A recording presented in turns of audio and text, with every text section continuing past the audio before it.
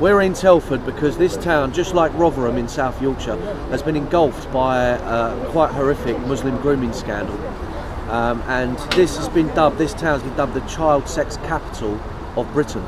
So the scandal that actually happened here over the course of 2 decades or so, just the same as Rotherham, but on a larger scale.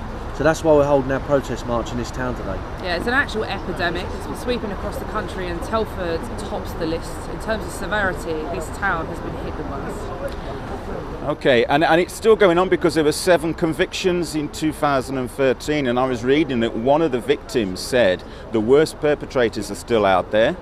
So it's fair to assume that it's still happening in this town. Oh, it's still happening. I mean, this will not stop. Where there are Muslims, there will be Muslim grooming gangs. It's in the scriptures, it's in the Islamic scriptures that Muslims are permitted to take the kuffar, the non-Muslim women and children, as their war booty. They can do what they like with them, they can keep them as sex slaves. And this will never stop whilst our corrupt establishment are busy appeasing the Islamic community in Britain. Our children are at risk. Why do you think they are doing that? Well, it's for reasons of political correctness and not wanting to rock the boat. The authorities, the police, the social services, the council, when they're confronted with a child sex grooming scandal on this scale, they tend to suppress knowledge of it and try and sweep it under the carpet and just let it continue, because for reasons of political correctness, they don't want to give Muslims a bad name. So they literally sacrifice the children of this town and dozens of towns all over the country on the altar of political correctness. Do you think also they might want to be keeping Saudi Arabia happy, which is the spiritual centre of Islam? They want to keep the whole of Islam happy, to be honest. As Jada said, if you look in the Quran, the reason this is going on is because paedophilia, by our standards in the West, it permeates the Islamic religion. In Muslim countries you have child brides marrying full-grown men, and it's widespread all throughout, and it's accepted, it's part of their culture all throughout the Muslim world in almost every country. So they have no problem with targeting underage girls for sexual exploitation, for sexual purposes. And also the Islamic view of non-Muslims, the kuffar, is very derogatory. They look down their nose at anyone who's non-Muslim. So if you put those together, and on top of that you've got the Islamic way of viewing women, females, who are in Islam, permeates their entire religion. They are second-class citizens. No, not only that, but their false, I had, Prophet Muhammad took a 6-year-old bride and had sex with her when she was 9. I refuse to say he consummated their marriage when she was 9, because you can't do that with a 9-year-old child.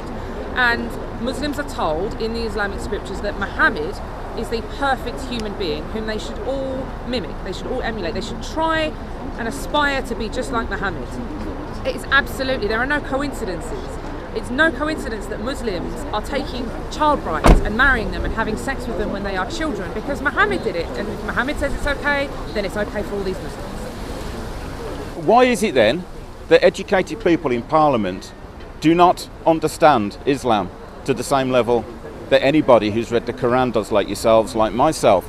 Do they not bother to read it? Do they not bother to look at history? I think they do. I think they know what's going on. They know what Islam is like. These people are intelligent in Parliament. They know what's going on.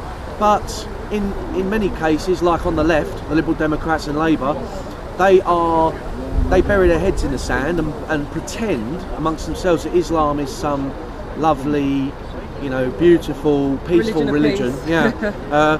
And if anyone doesn't actually believe that, then they keep their head down, because there is a reign of terror in this country that comes down on the head of anyone who sticks their head above the parapet and speaks the truth about Islam.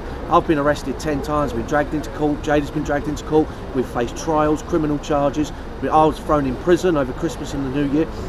If you're brave enough in this country to speak out against Islam, you will face the wrath of the politically correct authorities. And what about this Polish guy who was supposed to be turning up today? I understand something's gone a little wrong there. Yeah, well, we had a very special guest coming over from Poland. He's a patriot. He's held in very high esteem both in Poland and here in Britain. He's a former Catholic priest, and many people have seen him giving speeches, anti-Islam speeches, to hundreds of thousands of patriots who have had enough, just like us, have had enough of Muslims coming to our country and abusing our hospitality and standing against everything we believe in. They don't adhere to our laws, they will not integrate with our people.